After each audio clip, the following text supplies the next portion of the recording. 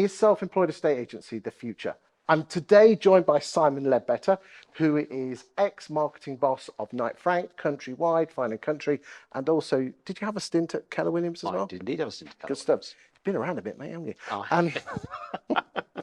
What's your thoughts on the self-employed model in the UK? Talk to me.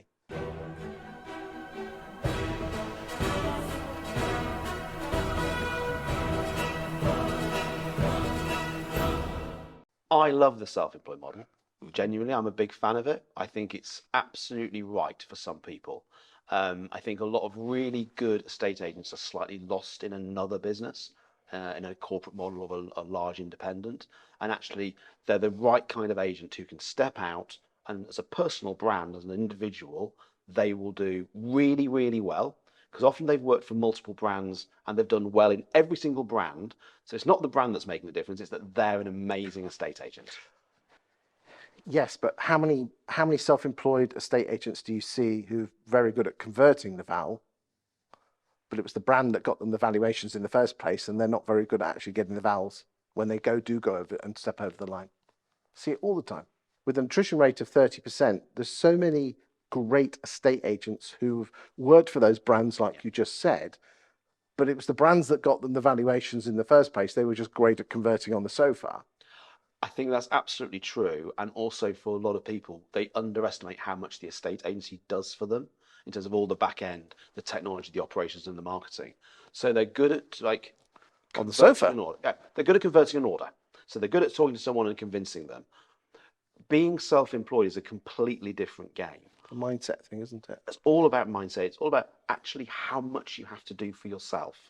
So, you know, no longer do you have leads just coming to you. You're going to have to generate your own leads in most cases. Have to go door knocking and putting leaflets through the door, and you're going to have to go back hard, old school estate agency. You're going to have to be hyper targeted on a locality, so everyone knows you're there and you're the person they should go through.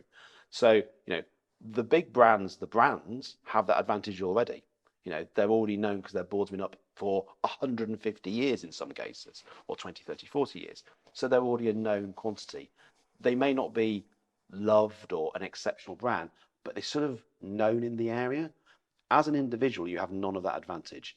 You know, so I would always say to any estate agent, self-employed world, be targeted, and however targeted you think you are, be even more targeted, and then double it. So I'd one estate agent going into the self-employed, I'd say, my target audience is Surrey. And I went, what, all 550,000 of them? You'll lose the battle against all the established brands. Oh. Find the hamlet, find the part of a village or a town that you can focus on, walk the doors, knock the doors, have conversations with people in social clubs, in bars, join all the social media groups, talk about property relentlessly, but for your locality. So people see your name against that locality and estate agency way more than the big guys will ever be seen. And boys and girls, do send me a text message on this. I'll give you the number at the end. I've done a guide on how you target a particular housing estate. Yes, it is the winning strategy. You know, everyone I've seen who's a brilliant estate agency, definitely get that report. Text me on 07950 147 572 and text me targeting a housing estate, and I'll send you a PDF. I won't sell anything to you. You can have it for free. And all the winners do that. They literally target some defined local community. Would you like to know what we recommend? Go on then. Screw your brain up. Are you ready? Okay. Every single listing that goes on the market with your competitors, you go and stand outside and do a property report on it. I love that. And you say it's come on the market with XYZ agent, and I love it because. And you just constantly just keep doing those videos, and you upload it to the local Facebook group. If there isn't a local Facebook group, you set one up. And you're just almost like a BBC News reporter. This property's just come on the market with Connells. It's on the market with this. It's a 4-bed detached house. It's got this, got this. I love it because and basically every single house that comes on the market, you become the face. So not only do they go on to Rightmove, they come and look at what you've said, and eventually within 3 or 4 months, people start to ask you for a free val. That is a stroke of genius. That is the definition of hyper-local. That's being absolutely local relevant. And the other thing I would say to most estate agents, self-employed, is you've got to have enough money behind you.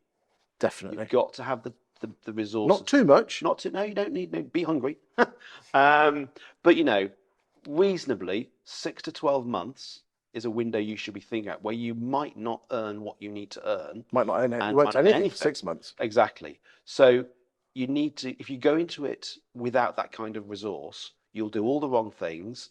You'll probably spend money trying to get a quick win, and it's never a quick win. And you won't have time to do things that you're recommending there, which I think are exceptional, is be the local genius of property. You know all the properties that are on the market. You know every homeowner in the area. People will start to talk to you about property because you're seen as almost like this impartial expert who understands the area. And that hyper-local, hyper-targeted, really relevant marketing is the way you win in the self-employed model. And gradually you expand it out. You take one community, get that sorted, and then you can start spreading it a bit. But, you know, you don't see large But I haven't got footprints. time, Simon, to do it. Make fucking time. Someone said to me when I was between roles and I was building this business up, they said, "Why don't you write a book, Simon?" And I went, "Oh, I'm a bit busy." You went, you haven't got a job. I know you're looking for work and doing this. You'll never have this much time on your hand. And I did to an extent. I'm just going to get it sorted out and fixed. If you're starting out a business, there is no better time because once you're busy, once you're on the mouse wheel, tracing instructions, doing evaluations, you won't have the time, but now you do. And the hard part is that if you start this process, even when you get busy, you still have to do it. You turn it into a habit. You turn it into a habit. I've seen that happen so often as well. Now, I made a rod for my own back when I wanted to go into running my own business and build my own personal brand. I would post twice at least a day on LinkedIn. I almost get jitters if I haven't posted on LinkedIn because this is a habit that I have now and I've built into myself. That is such a positive habit to take because it forces you onto the street, forces you to be seen, forces you to learn what's going on in the market, and it will lead to business. It's a sure thing that over time it will build a generating business. I see it again and again and again, but so many people don't want to do the hard miles to get there. They think it's a magic bullet and they'll go self-employed and the money will come to them, and it doesn't. Thank you for your time today.